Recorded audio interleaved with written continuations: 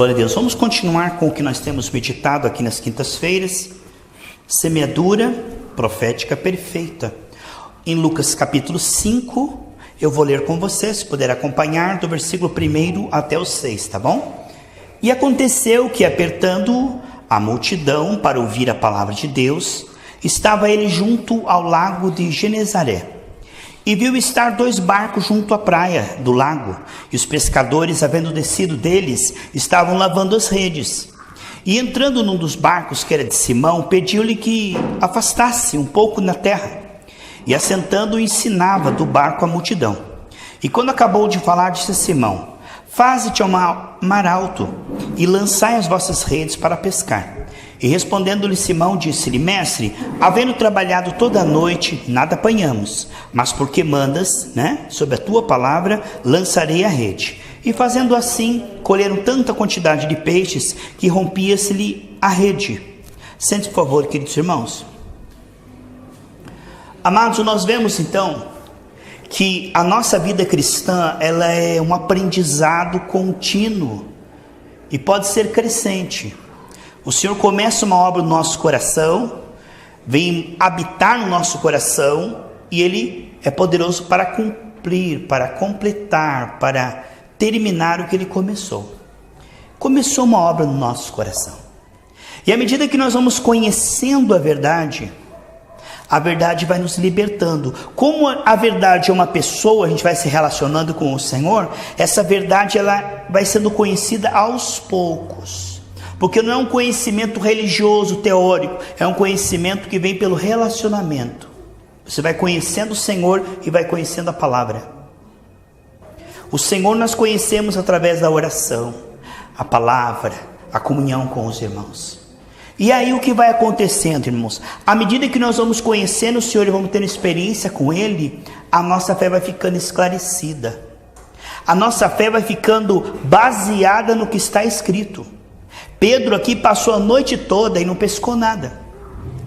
Mas quando ele investiu, veja só, irmãos, parecia uma perda, já passou a noite inteira, não pescou nada, agora alguém pede o barco emprestado e ele investe no reino ali, ó.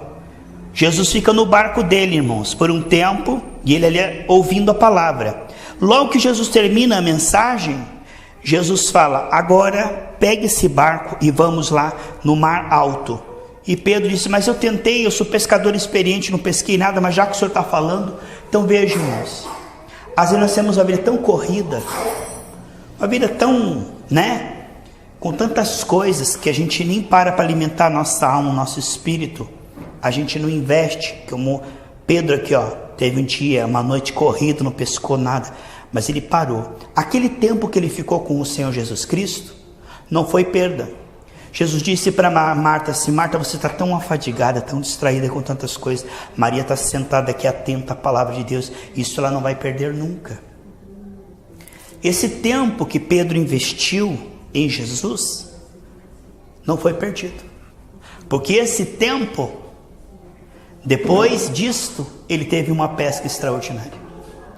Às vezes, irmão, a pessoa está falando assim: meu dia está tão corrido que eu nem posso ler a Bíblia. Minha vida está tão corrida que eu nem posso orar. Essa semana foi tão corrido que eu nem posso estar com os irmãos na igreja. Mas aquele tempo que você investe com o Senhor, depois Ele multiplica na sequência, e não é tempo perdido. Ele vai abençoar tudo que você fizer depois também. Você honra Ele, Ele honra você. Aqui nós vemos que Pedro honrou Jesus com o seu barco. Mas depois, Jesus falou o quê? Você me honrou? Agora vai lá no mar para você ver.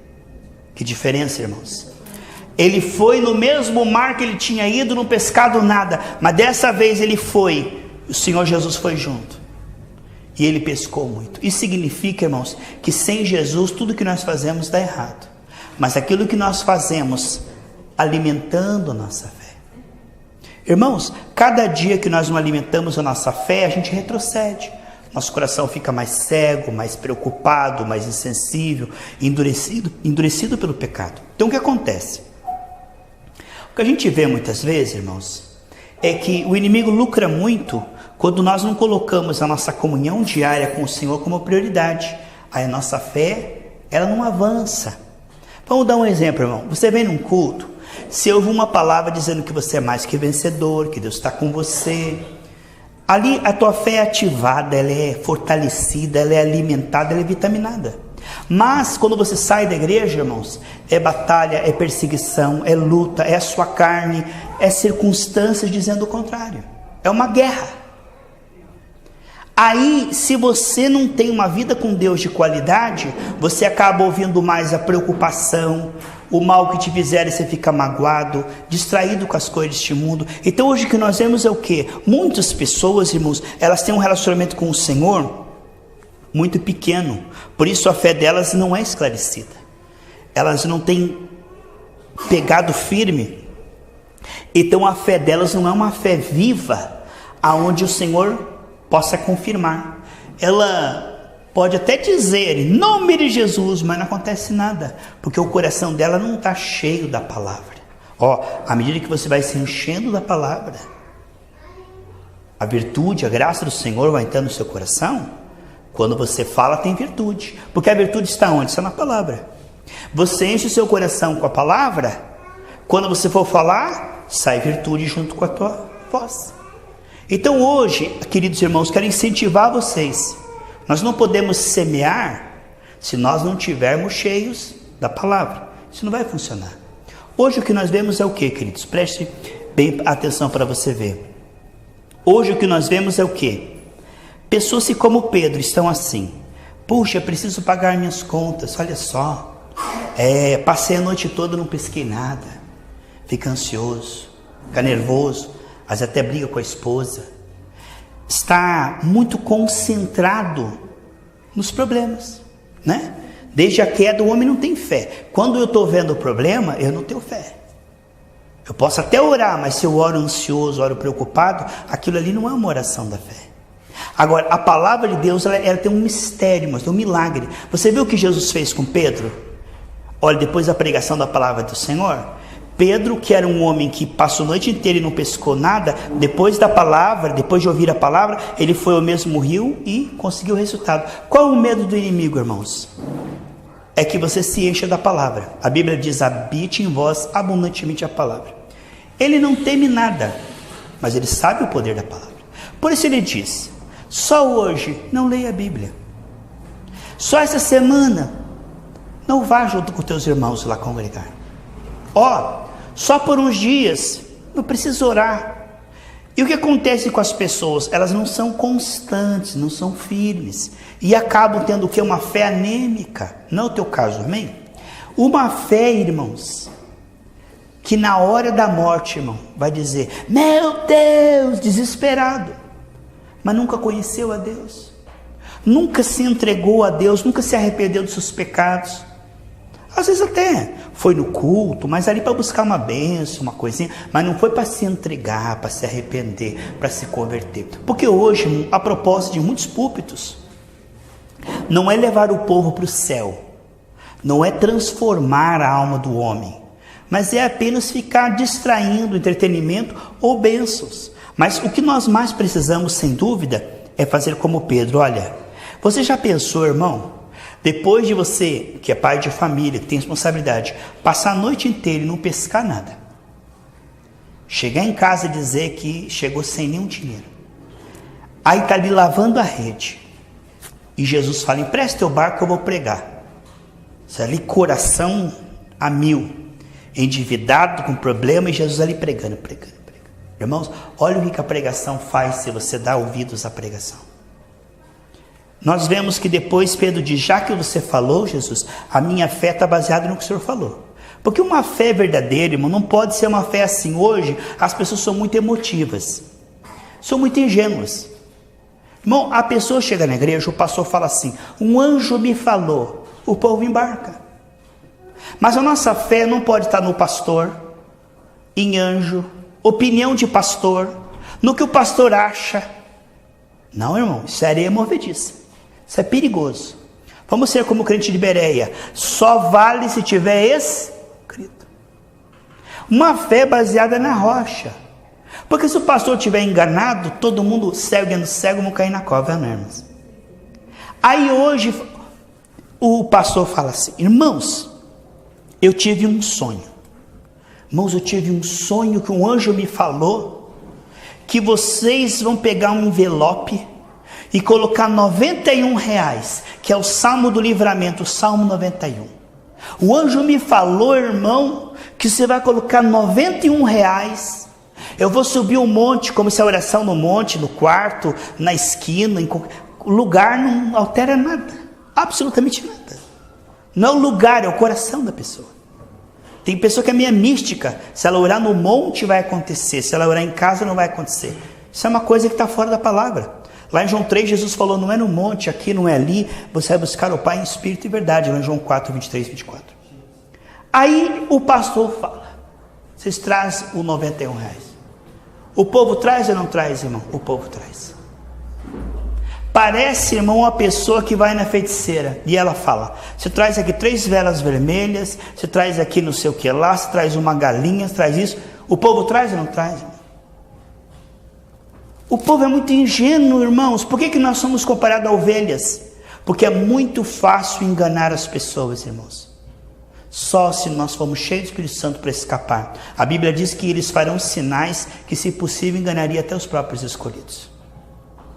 Aí o pastor diz: irmãos, estou sentindo no meu coração, Deus me falou, bababá, bababá, e as pessoas estão seguindo isto, como ovelhas que vão para o matador, de campanha em campanha. Deus me deu uma visão de uma campanha, irmãos. Nós vamos agora fazer uma campanha de prosperidade, e você vai semear aí R$100, e a tua vida vai mudar. E o povo dá ou não dá, irmãos? O povo dá. Aonde que na Bíblia está escrito que nós temos que fazer campanha de prosperidade? Mostra para mim, mostra lá. A Bíblia diz em Mateus 6,33: buscai, pois, o reino de Deus e sua justiça. Igreja não é lugar de buscar bênção, irmãos. Igreja é lugar de nós nos arrependermos, colocar nossa boca no pó. Igreja é lugar de nós largarmos o pecado, se entregar a Deus com temor e santo tremor. Igreja é lugar de nós buscarmos o reino de Deus e sua justiça. Irmãos, você que está ouvindo pela internet, se for numa igreja, irmãos, o pastor não estiver pregando o reino de Deus e sua justiça de graça, sai de lá, procura uma outra igreja, ora a Deus. Porque em muitos lugares está escrito igreja, aos olhos do Senhor não é igreja. Porque igreja, a palavra igreja, os chamados para fora do mundanismo, do pecado, da carnalidade, da verdade. Isso é igreja. Essa é a palavra igreja. A palavra quer dizer fora. Sabe o que quer dizer Por exemplo, você tem R$10 no bolso. Aí você pega 2 e separa assim: esses 2 eu vou dar na igreja. Isso no grego quer dizer separado para Deus. Quer dizer separado para Deus. E kaleo quer dizer chamados. Kaleo quer dizer chamado. Os chamados para fora, separados para Deus. É isso que é a igreja. Agora, você chega num açougue, está escrito lá açougue. Aí você espera do que de um açougue, irmão? Tem a carne, né? Aí chegar assim: me vê aí, por favor, um telebife. Não, aqui nós não vendemos carne. Ué, mas está escrito açougue lá fora. Que estranho, né? Está escrito uma coisa, mas lá dentro é outra. É ou não é, irmãos? Está escrito igreja lá fora, os chamados para fora, mas está todo mundo misturado com o mundanismo, com o pecado, tudo ali dando dinheiro e esperando a bênção. Isso é igreja? Não é igreja, irmãos. E o povo está sendo enganado por falta de conhecimento. Por quê? Porque eles preferem que o sacerdote pense por eles. Pastor, se o pastor falou, ele é homem de Deus. O pastor pensa por mim, o pastor lê a Bíblia por mim, o pastor sobe no monte por mim, o pastor ora por mim, o pastor jejua por mim, enquanto eu fico aqui vendo televisão, vendo internet, no pecado, no mundanismo, sem arrependimento, na carnalidade, esperando a bênção, porque eu já joguei envelope lá. Está entendendo, irmãos? É isso que as pessoas fazem. Elas querem tudo de Deus, sem se entregar a Deus. Venha a nós, mas ao teu reino, nada. As pessoas querem o que, irmãos? Ser beneficiadas. Se elas estão doentes, elas querem ser curadas. Deus quer curar, claro. Mas isso é secundário. Porque o que adianta ganhar o mundo inteiro e naquele dia o Senhor dizer, eu não te conheço, perder a sua alma? Irmão, as pessoas vivem tão descuidadamente, porque eu te digo uma coisa para você. Quantas pessoas que partiram hoje que nunca imaginariam que ia partir hoje? É ou não é, irmãos? Quantas pessoas, meus queridos, que estavam bem de saúde, indo para lá e para cá, e repente, pá, o coração parou. Irmão, num piscar de olhos nós estamos diante do Senhor e vamos responder por toda a nossa vida. E aí, pensa bem, as pessoas vivem como se nunca fossem morrer, elas vivem descuidadas, não estão arrependidas dos seus pecados, não estão temendo a Deus, mas estão ali buscando a bênção. Queridos, que Deus livre você desse evangelho falsificado.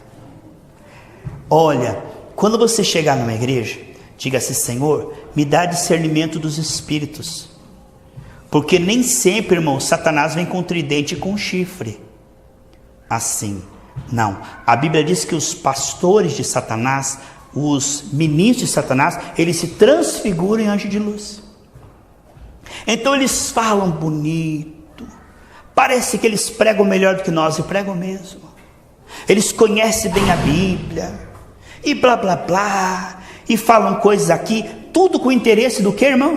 Dinheiro. Dinheiro. A palavra que mais você ouve no púlpito é dinheiro, prosperidade, dinheiro, dinheiro, prosperidade, entende? Mas eles falam de pecado? Não. Você vai ver que a marca de um falso profeta, você nunca vai ouvir essas palavras da boca dele. Você vai ouvir um pregador, ouvir uma mensagem, ele vai falar muitas coisas, mas essas palavras ele nunca vai dizer pecado, arrependimento, santificação, renúncia, cruz, temor de Deus. Essas palavras ele não existem no vocabulário deles. Você ouve uma mensagem em meia hora, não fala de arrependimento, temor, renúncia, mas ele fala o quê? O anjo me falou, a vitória, o milagre, Deus está revelando, irmão, olha o poder de Deus, irmão, ó a vitória, irmão, você está sofrendo, você está chorando, Deus vai te abençoar. Ué, você está chorando, vai continuar chorando, se arrependa.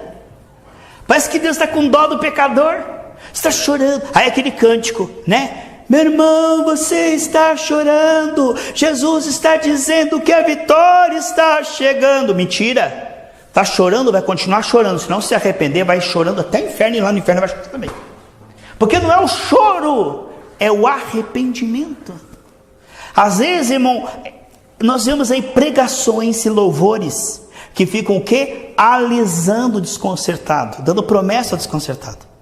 A pessoa está ali, misturada com os ídolos, sem coração limpo, sem temor de Deus, uma vida completamente fora da palavra de Deus, e chega na igreja, ao invés de receber uma palavra de exortação, uma palavra chamando para a santidade, para o temor, o que acontece? Alisa a pessoa e diz, dá dinheiro que a vitória está chegando, dá o teu envelope que o milagre está chegando.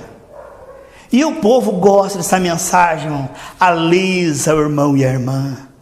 Oh, você é uma bênção, irmão, você é uma bênção, irmã. E a vida do camarada totalmente despreparada. De repente, uma pessoa dessa que ficou, irmão. Eu me lembro de uma irmã, eu fui visitar ela, eu acho que ela tinha mais de 90 anos, sabe, irmãos? Ela tinha 70 anos de igreja. Marco, olha, você já pensou uma mulher que começou quando era criança, ir na igreja? E ela tinha 70 a 80 anos de igreja, de retirar a oferta e dar o seu. Ele falou, não é assim que eu faço não, já fui muito enganado, me paga agora, senão eu não subo lá no púlpito não, porque o combinado é assim, vocês sabem muito bem, eu não vou receber depois do culto, e não vou ficar atendendo o povo depois do culto, acabou o culto, eu pego meu carro e vou embora. O combinado foi o seguinte, vocês me pagam antes de eu subir no púlpito, que negócio é esse? Agora, eu chego aqui, depois vou ter que ir para o culto, vou ter que esperar vocês contar o dinheiro, vou ter que ficar atendendo esse povo, essa fila de povo aí, para depois vocês me pagarem. Não foi isso o combinado me paguem antes, senão eu não subo lá. Opa, que bênção! A igreja cheia, porque era um pregador famoso. A pessoa lá conseguiu dinheiro, pagou ele. Aí ele subiu no púlpito, abriu a Bíblia e disse assim, diga comigo, eu sou poderoso. A igreja, eu sou poderoso. e orou por um, e os mais desconcertados da igreja, aqueles que não temiam a Deus, aqueles que brincavam com Deus, aqueles que estavam fazendo tudo errado, misturado com o mundanismo, ele dava a profecia de vitória, punha a mão, a pessoa caía, rolava, chorava, gritava. Falei, ué, só promessa, só bênção, só vitória. E o povo, que bênção. Osmar falou, Carlos, você tinha uma coisa tão estranha quando aquele homem estava pregando. E ele não sabia do que tinha acontecido no escritório lá. Eu sabia. E o homem pregou, e o povo chorou, e o povo deu dinheiro, e o povo abraçou, e ele foi embora. Tudo que ele pregou foi fora da Bíblia, mas todo mundo amou e aplaudiu. Depois vieram para mim e disseram assim, benção, né, pastor Carlinhos? Eu aprendi uma coisa, eu e a missionária Rosana aprendi uma palavra, para não pecar, irmã. A palavra legal. Legal quer dizer, é legal, é permitido. Você não está mentindo, não está elogiando, não está falando mal. Porque se eu falasse que não foi bênção, eles diziam, você está com inveja só porque não foi você, então você está falando mal dele. Você está criticando. Aí, benção, né? Falei, legal. Irmãos, passou 2 meses. Pá, notícia nacional. Pastor excluído foi encontrado em motel com outro homem. Legal? Nada oculto que não seja manifesto. A vida, irmãos, é assim. Se nós não tivermos discernimento, a vida passa. Se nós não tivermos sabedoria, irmão, nós não achamos a salvação. Porque a salvação é uma coisa finíssima. Você já notou, irmão, quantas pessoas que dizem evangélico, mas não tem fé, não tem salvação, não tem vida eterna? Quantas pessoas que você conhece, irmão, que diz que são cristãos, mas vive na carne, vive teimando com o pecado, vive escondendo o pecado? É ou não, irmão? Então, na verdade, achar a Cristo, achar a salvação e escapar do fogo do inferno, a Bíblia diz que poucos se acertarão. A Bíblia diz que muitos tentarão, se esforçarão e não conseguirão. Por quê? Porque eles querem Jesus, não querem? Só que eles não querem largar a mão do pecado. Eles querem Jesus, mas eles querem misturar Jesus com o pecado. E aí naquele dia o Senhor vai dizer, não te conheço, aparta de mim que você tem iniquidade. Não, mas o pastor falou que não tinha problema, o pastor fazia. Não, ele está lá queimando lá, pode ir lá, ele também está lá. Fica tranquilo que o dele já está, a batata dele está assando. Estou falando com você. Ninguém chega diante de Jesus, dobra o joelho e fala, não, porque eu fui. Não, agora vamos falar de você. Que a gente gosta de se esconder, né? Eva falou, não foi Adão, Adão falou, não, foi Eva. A gente sempre quer se escorar. Não, o irmão X, o irmão Y. Não. Você. Queridos, cada um de nós vai dar conta de nós. E se sabe, Jesus está voltando, nós não sabemos se vai ser hoje ou daqui 100 anos, não sabemos. Mas devemos estar com nossas vestes brancas, azeite transbordando. As vestes estão brancas pelo sangue de Jesus, a Bíblia diz. Em todo tempo se renovam as suas vestes. Porque se nós morrermos com as vestes sujas, o que acontece? No céu não habitará nenhuma imundície. Eu contei para os irmãos aquela história, tem um vídeo lá no YouTube de um pastor que, ele era pastor de várias igrejas, irmãos, lá na África. Um pastor muito conhecido, um pastor muito dedicado, ele tinha várias igrejas. E ele morreu num acidente e ele foi levado pelos anjos até diante do Senhor. E o Senhor falou para ele assim, você vai voltar para o teu corpo e ainda tem mais um tempo lá na terra. Eu vou dizer para você o seguinte, se você morresse hoje, você iria para o inferno. Ele falou, como? Sou pastor, o senhor deve estar confundido aí. Jesus nunca se confunde, né, irmão? Não, se você morresse hoje você iria para o inferno. Ele falou, como? Mas eu sou pregador, eu sou ministro do evangelho, eu sou um homem de Deus, eu abri uma igreja. Ele disse, hoje você discutiu com a sua esposa. Hoje ela te pediu perdão, você saiu bravo de casa e não perdoou ela. A Bíblia diz, se nós não perdoarmos, nós não temos parte com o Senhor. Nós não temos o direito de ficar magoado e chateado. Aquele homem estava fazendo tudo certo, irmão. Mas uma mosca morta estraga um perfume. Às vezes, irmão, nós temos que pedir para o Senhor, Senhor, som do meu coração, né? O Salmo 139 fala isso, Salmo 19 também. Os últimos versículos, Salmo 19, 13 e 14, e o Salmo 139, 23 e 24, fala sobre a importância de pedir para o Espírito Santo mostrar o que nós não estamos vendo. Porque ele está ali na igreja, lá, li, tal, e nem sabe que diante de Deus ele está vendo coisas que nós precisamos confessar e se arrepender. Você já notou, irmão, que quem está enganado não sabe que está enganado? Porque se ele souber que está enganado, ele não é enganado. Ou seja, a principal arma do engano é que a pessoa que está enganada, ela não saiba que está enganada. Porque se ela souber que está enganada, ela não está enganada. Então quando o inimigo engana alguém, ele faz a pessoa pensar que ela está segura. Você já viu como a armadilha? Se a ave vê o laço, ou o peixe vê o anzol, ele não vai. A armadilha tem que ser algo escondido. Senão não pega o bicho, o animalzinho. Assim as coisas do inimigo, irmão. A pessoa não percebe. Ela está ali, mas ela diz, não dá nada, aqui que tem, Deus é bom, Deus é amor, não me julgue. Ela não consegue ver, a não ser que ela se humilhe diante de Deus e diga, Deus, revela para mim no meu coração, Pai. Eu falei para os irmãos, Salmo 19, versículo 13 e 14, e Salmo 139, versículo 23 e 24, sonda-me, Deus, vê se há em mim algum pecado que eu não estou vendo, oculto. Todos os dias faça essa oração. Sabe por quê, irmãos? Nós não temos sabedoria em nós mesmos para discernir nossas próprias faltas. Já notou que a gente se culpa de que aquilo que Deus já perdoou, e a gente deixa passar batido coisa que ainda precisa ser perdoada. Então a gente não tem competência para avaliar nossa alma, só o Espírito Santo tem. Não é ficar procurando pecado e se culpando, não é isso que eu estou falando. Mas sonda-me. Às vezes a paz some, temos que perguntar, Senhor, mostra para mim. Alguma coisa que eu fiz, que eu pensei, que eu falei, que eu deixei de falar ou de fazer, que entristeceu o teu Espírito Santo? Aí o Espírito Santo vai revelar. Porque ele revela para quem, irmãos? Salmo 25, 14. Para os seus amigos íntimos. Você acha que Deus, ele fica falando as coisas dele para quem não quer ouvir? Não. Irmão, para Deus falar comigo e com você, a gente tem que querer muito, muito, muito. Eles buscar-me-eis e me achareis quando buscar de todo o coração. Em Jeremias 33, 3 diz, você vai clamar a mim, eu vou te revelar coisas escondidas que você não sabe. Irmão, é preciso temer a Deus. Esse é o princípio de sabedoria, Provérbios 1, 7.